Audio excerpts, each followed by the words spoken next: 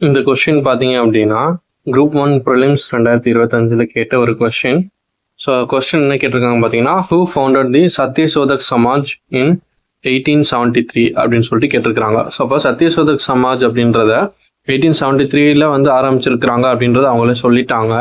இதில் வந்து யார் ஆரம்பிச்சிருக்கிறாங்க அப்படின்றது தான் கொஸ்டின்.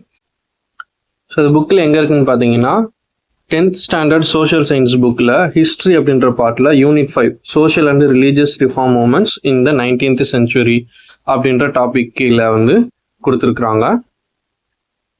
ஸோ இந்த சாப்டரில் பார்த்தீங்கன்னா ஜோதிபா புலே அப்படின்னு சொல்லிட்டு தனியாகவே வந்து அவரை பற்றின பாயிண்ட்ஸ் வந்து கொடுத்துருக்குறாங்க. ஸோ அவர் என்னென்ன ரிஃபார்ம்ஸ் வந்து கொண்டு வந்திருக்கிறாரு அப்படின்னு சொல்லிட்டு.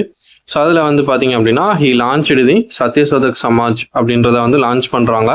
ஸோ அப்போ ஹீ லான்ச் அப்படின்னா ஜோதிபா புலே தான் அந்த சத்யசோதக் சமாஜை வந்து லான்ச் பண்ணாங்க அப்படின்றத நம்ம வந்து சொல்லிடலாம். அப்போ இதுலேருந்தே நம்ம வந்து என்ன சொல்லிடலாம், இந்த கொஸ்டினுக்கான ஆன்சர் வந்துட்டு சத்யசோதக் சமாஜை வந்து லான்ச் பண்ணது ஜோதிபா புலே அப்படின்ற ஆன்சர் வந்து சொல்லிடலாம்.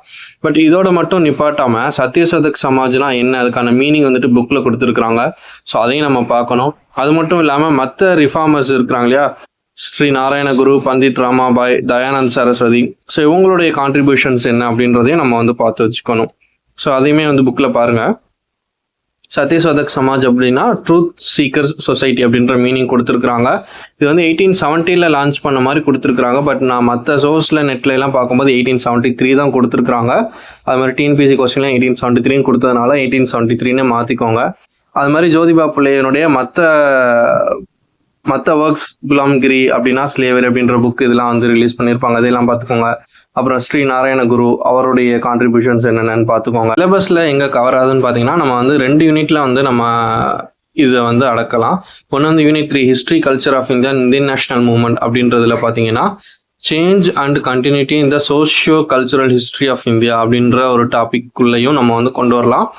ஆர்எல்ஸ் history culture heritage and socio political movements in Tamil Nadu.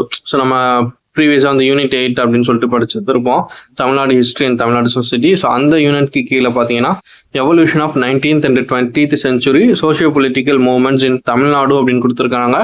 So அது இந்தியா லெவலில் வரப்போகும்போது நம்ம இந்தியன் நேஷனல் மூவ்மெண்ட் அப்படின்ற அந்த ஒரு யூனிட்குள்ளே நம்ம வந்து படிப்போம். ஸோ இந்த சோஷியல் ரிலீஜியஸ் ரிஃபார்ம் மூவ்மெண்ட்ஸை பற்றி படிச்சுக்கோங்க. அண்ட் மற்ற ரிஃபார்மர்ஸை பற்றியும் நீங்கள் வந்து படிச்சுக்கோங்க. ஓகேவா?